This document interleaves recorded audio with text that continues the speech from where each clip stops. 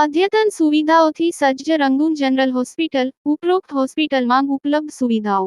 બાળકો માટેનો ખાસ ઓપીડી વિભાગ, કાંગારૂ મધરકેર વિભાગ, સ્પેશિયલ રૂમની સુવિધા, પીઆઈસીયુ, નવજાત શિશુ સઘન સારવાર કેન્દ્ર, એનઆઈસીયુ, નાસ આપવાની સુવિધા, નેબ્યુલાઇઝેશન, ઓક્સિજનના બોટલ તથા કોન્સન્ટ્રેટરની સુવિધા, નોર્મલ તથા સિઝેરિયન પ્રસૂતિ, પીડા રહિત પ્રસૂતિ, ગર્ભાશયનું ઓપરેશન, ટાંકાવાળું તેમજ ટાંકા વગરનું, સોનોગ્રાફી, વંધ્યત્વ નિવારણ દરેક પ્રકારની તબીબી સેવાઓ નિષ્ણાત તબીબો દ્વારા પ્રદાન કરવામાં આવે છે. સરનામું: રહાડપોર ગામ પાસે, તાલુકો, જિલ્લો ભરૂચ. આમોદ પાસેથી પસાર થતો રાષ્ટ્રીય ધોરીમાર્ગ નંબર 64 ખખડધજ બનતા વાહન ચાલકો સહિત રાહદારીઓ મુશ્કેલીમાં મુકાયા.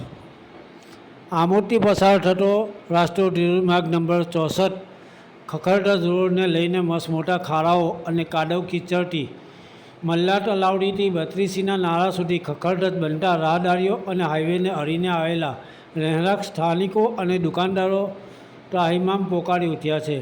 થોડા દિવસ પહેલાં જ મુખ્યમંત્રી દ્વારા ગુજરાતભરમાં ઠેર ઠેર ખાડાઓ પૂરવાનો આદેશ આપવામાં આવ્યો હતો, પરંતુ ભરૂચ માર્ગ મકાન વિભાગ દ્વારા આમોદના ખાડા પૂરવામાં કેમ નથી આવતા એવી લોકમુખે ચર્ચાઓ થઈ રહી છે.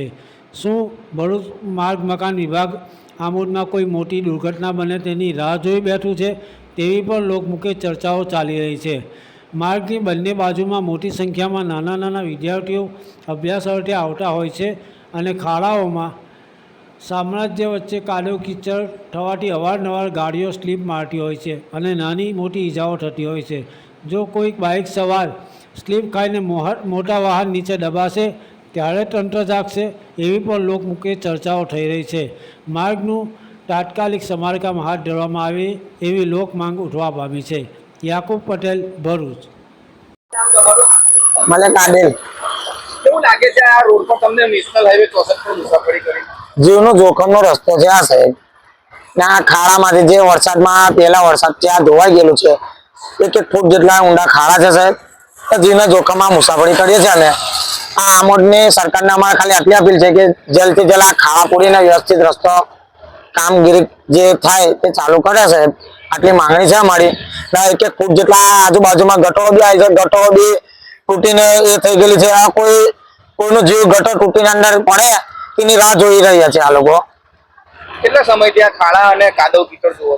આ જ્યારે બી વરસાદ પડે સાહેબ તે પહેલા જ વરસાદ ત્યાં કામ આવું ખાડા પડવાનું ચાલુ થઈ જાય છે સાહેબ. ના ખાડા પહેલા વરસાદથી જ આ કન્ડિશન છે. પહેલી વાર પૂરીને ગયા, બીજી વાર પાછા ખાડા પડીને આ કન્ડિશન થઈ ગઈ રોડની. તમારી ગાડી અત્યારે જે સ્લીપ મારતી હતી શું કર્યું?